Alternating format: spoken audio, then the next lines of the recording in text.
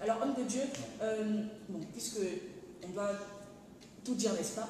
Il n'y a pas une seule chose qu'on peut comment dirais-je, omettre de dire. Alors, est-ce qu'en revanche, il y a des indices qui montrent qu'une personne n'est pas encore prête pour se marier?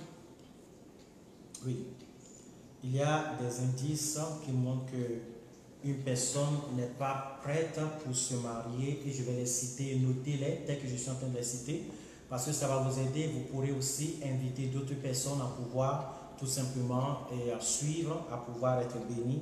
Et vous pouvez conseiller les gens, parce que cet enseignement de ce soir n'est pas seulement pour des gens qui sont célibataires, mais c'est pour les pasteurs, c'est pour les serviteurs de Dieu, c'est pour tout le monde, afin que chacun puisse être béni. Amen. Alors, il y a des indices. Premièrement, il faut, si Jésus-Christ n'est pas ta priorité, tu n'es pas prêt à te marier.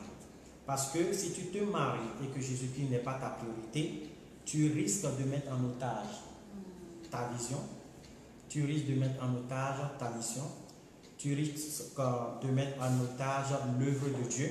Si tu ne peux pas craindre, c'est-à-dire c'est compliqué, hein? C'est choquant d'ailleurs ce que je veux dire. Si tu n'aimes pas Jésus-Christ plus que tout le monde, tu ne peux pas te marier. Ça, c'est le point précis pour les enfants de Dieu. Pourquoi? Lorsque nous pensons à Salomon, moi je ne connaissais pas Salomon. En fait, quand mon pasteur prêchait sur Salomon, on parlait de sa sagesse, on parlait de sa richesse, on parlait de sa bénédiction, on disait que c'était le fils du roi David. Et moi, j'ai commencé par lire un Samuel, 2 Samuel, j'ai commencé par lire un roi, 2 rois, un chronique, 2 chroniques, et j'ai été complètement déçu. J'ai découvert Salomon vraiment en tant que tel en lisant la Bible. J'ai été déçu. Pourquoi? J'ai vu qu'il a commencé par épouser des femmes égyptiennes. En fait, il a commencé par prendre des femmes pour éviter la guerre. D'accord? Lui, il était très sage, très intelligent, mais ce n'était pas quelqu'un qui voulait aller à la guerre. En fait, quand on voit Salomon, quand on lit vraiment Salomon, qu'on voit Salomon, en fait, c'est quelqu'un qui est un homme comme tout le monde, qui est très simple. C'était pas un guerrier. C'est pas un guerrier, en fait. Mais c'est un intellectuel. Donc, les intellectuels, des fois, ils n'ont pas la force physique. Ils n'aiment pas la guerre.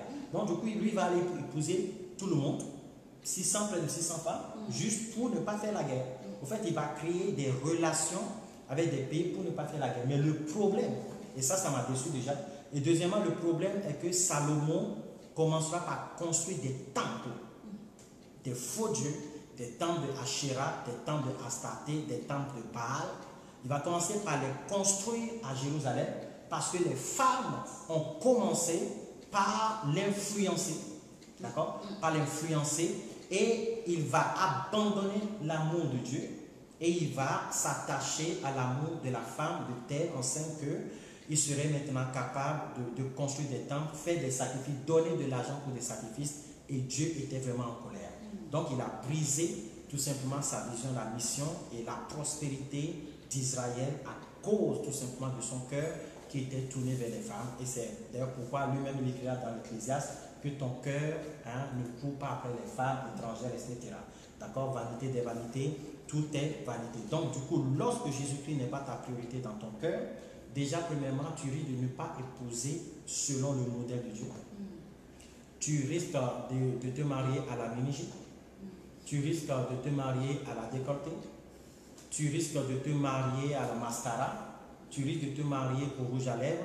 Il faut savoir que dans le monde, il y a de la sorcellerie qui existe par le rouge à lèvres, par les mascaras, qui fait que des gens, les femmes peuvent t'attirer. Il faut savoir que ces gens de femmes, ils ne t'attirent pas pour construire l'œuvre de Dieu, mais ils t'attirent pour détruire ta vision. Donc lorsque Jésus, Dieu n'est pas ta priorité, tu risques de mettre de côté ta mission. Pourtant, lorsque tu es un homme et en qui la femme doit se soumettre, il faut que tu aies une mission, il faut que tu aies une vision. Voilà, donc c'est pour ça que, premièrement, pour moi, Jésus a dit, si tu ne m'aimes pas plus que ta femme, tes enfants, ton père, ta mère, tu n'es pas digne de moi. Donc si tu ne peux pas savoir, être sûr que ta relation avec Jésus-Christ ne mettra pas en gage l'œuvre de ta relation avec la femme, ne mettant pas en gage l'œuvre de Dieu, premièrement, si Jésus-Christ n'est pas ta priorité, si tu n'es pas sûr que tu as créé une relation intime avec le Seigneur Jésus, il ne va pas essayer. Pareil pour les femmes, un homme peut venir, avant tu n'allais pas en boîte de nuit, tu tombes sur un homme voyou qui va dire maintenant nous allons fumer la chicha, nous allons fumer la drogue, et ensuite il va commencer par t'entraîner en boîte de nuit, par t'entraîner à faire des choses de ce monde, c'est que tu n'es pas prêt vraiment à te marier. Deuxièmement, tu ne peux pas mettre ta relation avec Dieu en otage. Troisièmement, on ne peut pas t'influencer d'une manière négative. Il y a des personnes, lorsque tu ne peux pas être stable, avoir de la stabilité biblique de la parole de Dieu, avoir la logique de la parole de Dieu, c'est très compliqué. Si on peut t'influencer négativement, ça veut dire que tu n'es pas prêt à te marier. Il faut la stabilité émotionnelle et financière. Très important. La stabilité émotionnelle, c'est quoi? Parce que vous savez, dans le mariage, c'est un lien d'émotion. C'est deux âmes qui deviennent une seule chair. D'accord? Et dans le mariage, il y a des disputes. Dans le mariage, il y a des reproches. Dans le mariage, il y a des concessions. Dans le mariage, il y a des j'aime ça, j'aime pas ça. Mais si tu es quelqu'un, tu n'es pas stable émotionnellement, que lorsqu'on te réprimande, lorsqu'on te dispute, tu veux te suicider. Lorsqu'on n'est pas d'accord avec toi, tu te décourages, tu n'as plus la force d'avancer, tu deviens tout simplement, tu prends en otage l'émotion, d'accord? Tu fais des prises d'otage émotionnelles. Il y a des hommes comme ça, il y a des femmes comme ça qui menacent tout simplement la femme, qui menace l'homme pour dire que, écoute, si tu cries encore sur moi, moi je vais me suicider. Si tu cries encore sur moi, si tu fais ceci encore, moi je ne ferai plus cela. Donc, si tu es une personne qui met en otage, qui fait des chantages émotionnels, tu n'es pas prêt à te marier. Si tu n'es pas stable financièrement, moi je suis quelqu'un, je dis toujours aux gens, tu n'as pas besoin, vaut mieux te marier avec 10 euros et dans le plan de Dieu que de te marier, que de chercher 100 000 euros avant de te marier. Jamais dans la Bible on a écrit que tu dois faire un grand mariage avant de te marier. Donc, mais quand je parle de la stabilité financière, il faut savoir que cette phrase de nous allons vivre d'amour et d'eau fraîche là, ça c'était avant ça. Je ne sais pas à quelle époque c'était possible, mais ça ne suffit pas aujourd'hui parce que peut-être c'était à l'époque où on pouvait dormir dehors, on pouvait dormir dans des cases, hein. On pouvait être dans une forêt, on cultive la terre, on mange des fruits et légumes, on a sa case. Oui, là on est bien parce que la nourriture quotidienne est pourvue, on peut manger, on prend soin des enfants, il n'y a pas de problème. Mais je vous promets quelque chose, nous sommes dans une société où ce n'est plus une société de troc.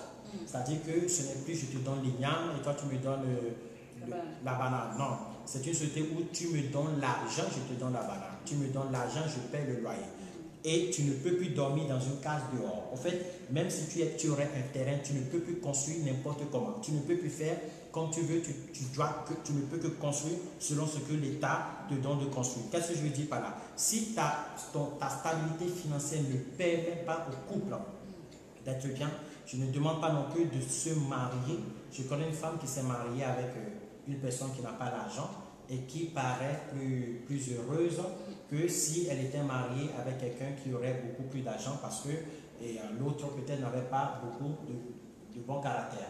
Donc il faut cette stabilité financière, il faut être sûr que financièrement vous pouvez quand même payer un toit, vous pouvez quand même manger. En fait, le strict minimum quoi. Et que si vous avez des enfants, vous êtes capable de pouvoir prendre soin de ces enfants.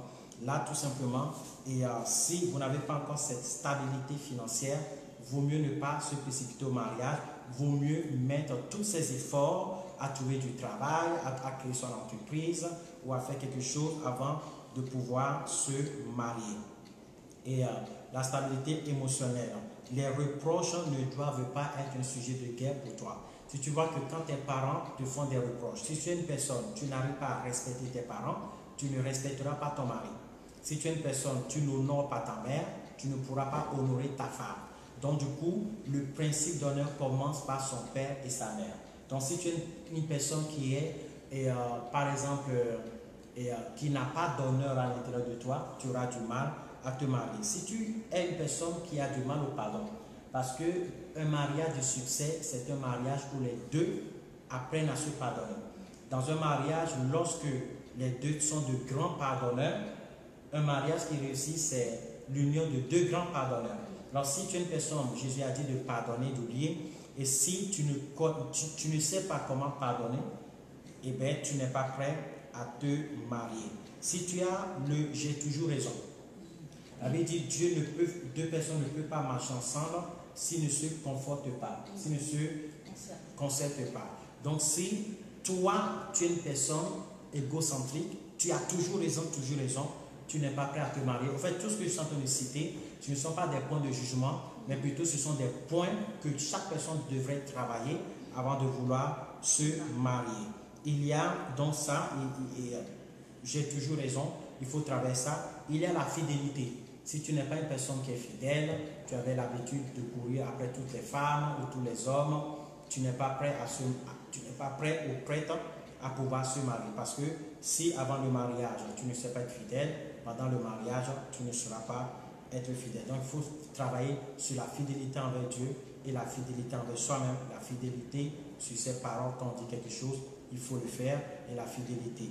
Il faut, et si vous voyez que vous n'êtes pas amoureux, beaucoup de personnes se marient sur des faits, des fois prophétiques, et ça on en parlera. Si vous n'êtes pas amoureux là, ne courez pas après le mariage parce que ça risque de faire des dégâts. Mais ça on en parlera plus tard. Si vous ne voulez pas vivre ensemble, d'accord? Et il y a des gens, ils ne sont pas prêts à vivre ensemble. Même quand on voit dans la loi française, vous êtes mariés quand vous vivez sur le même toit, sous le même toit.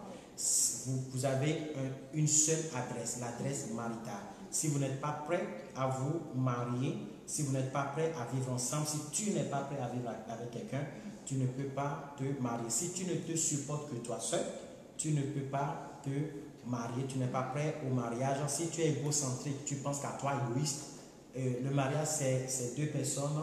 Je te donne, tu me donnes. Je suis heureux en toi. Quand tu es heureux, c'est moi qui suis heureux. Et tu me rends heureux quand toi, tu es heureuse. Donc, et si tu n'es pas prêt à ça, tu ne peux donc pas être marié. Quand tu es seul, tu es très fort. Mais lorsque tu es avec elle, tu es faible.